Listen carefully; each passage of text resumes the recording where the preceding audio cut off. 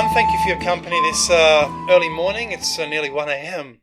I was just having a most remarkable conversation with someone who is a very high-level genius in physics, like one of the best on the planet. And from this conversation arose a little discovery, the meaning of the ANKH, what the ANKH is, the Egyptian ANKH, and how it relates to EGG-Drasyil, and what EGG-Drasyil actually means. It's actually EGG-Drasyil, but we'll get into that a bit later. So I was talking to this fellow and he said, Charles, it's very interesting. These simple people, these people from Doggerland, the Germanic people, the Atlanteans, they had a very good idea with this conception of their world. Very good idea indeed, especially with the branches up here, because the branches in heaven, what are the branches in heaven? I mean, they look a lot like the structure of the universe, the branches of the universe, don't they? Which is quite an interesting little fact. These people had such a high knowledge, a high intellect. It's just amazing.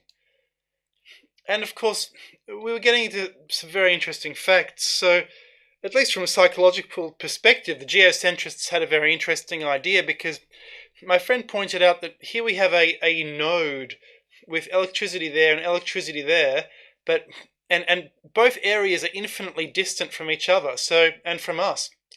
The center of the world, the Earth, hell, is just as distant from us as the furthest reaches of the universe. We can only drill down a few kilometers. It's as if, strangely enough, we're locked into a two-dimensional kind of world. And we can only go backwards and forwards. And if we try and get into space, if we try and get down there, we have to expend an enormous amount of energy. In addition, we have a kind of mirror universe. We have electricity up there, electricity down there, and there's a node, but it's like a mirror, but a dirty mirror reflecting two sides. Some weird ancient knowledge, which is only barely coming through in the mythology. Just fascinating. But anyway, now to the archaeology. So I thought to myself, hang on a sec, I can feel a discovery's coming. This is very interesting. So I actually went off to the loo, and I pulled out my phone while I was there, and I thought, that's interesting. Oh, synchronicity. When something appears through synchronicity, you know it's the truth, because it's a reflection in the universe of what you're actually doing. So this popped up, Project Knowledge, and I saw, the support, and there's the ANKH. Very interesting. There's an egg shape, and meanwhile we have EGG-Drasyil. Could that egg in EGG-Drasyil be an egg, a reference to an egg? Pretty much. Now you're going to say, Charlie, this cannot be true.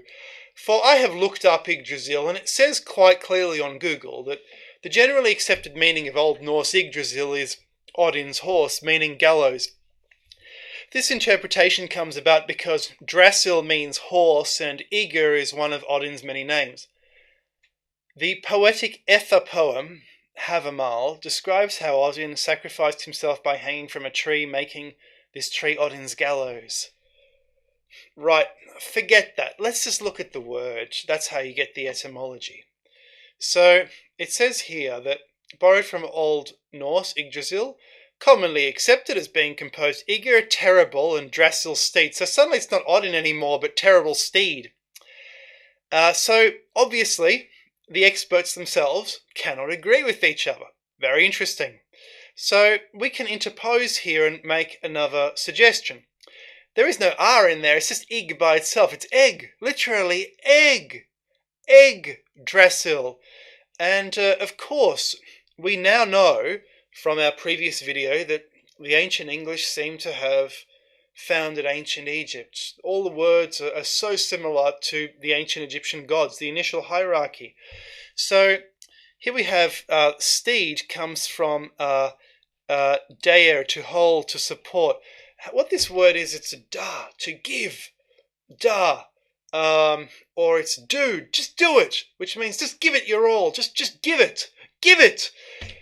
So, and that means a kind of support. So it's something supporting the universe, or something like that. An egg supporting the universe, or something supporting the egg. So of course here is the egg shape, here is the staff, here is Middle Earth. And now we look at the pictures of, my friend drew some ideas. He had some conceptions of cosmic electricity flowing backwards and forth. But you look at this, and clearly that shape more than anything seems to be an egg. There is little else it could be. Maybe a petal of a flower, but one petal. Is it a flower? I suppose that's a possibility. It could be a tulip. Or is it an egg on a support? An egg on a drasyl, as that word seems to suggest to us. It is literally that. And when I saw it being mixed with the Egyptian version of the support right there, the symbol of life. What is life? It's an egg. There is nothing more life in mythology than an egg. So is this what the ANKH is? And of course, ANKH, you look at the word, forget about the N, egg, egg. It's the same word. This is so fascinating. So, hope you've enjoyed that little video, that little insight into the connection between the Atlanteans and the ancient Egyptians. We're going to go even deeper into this.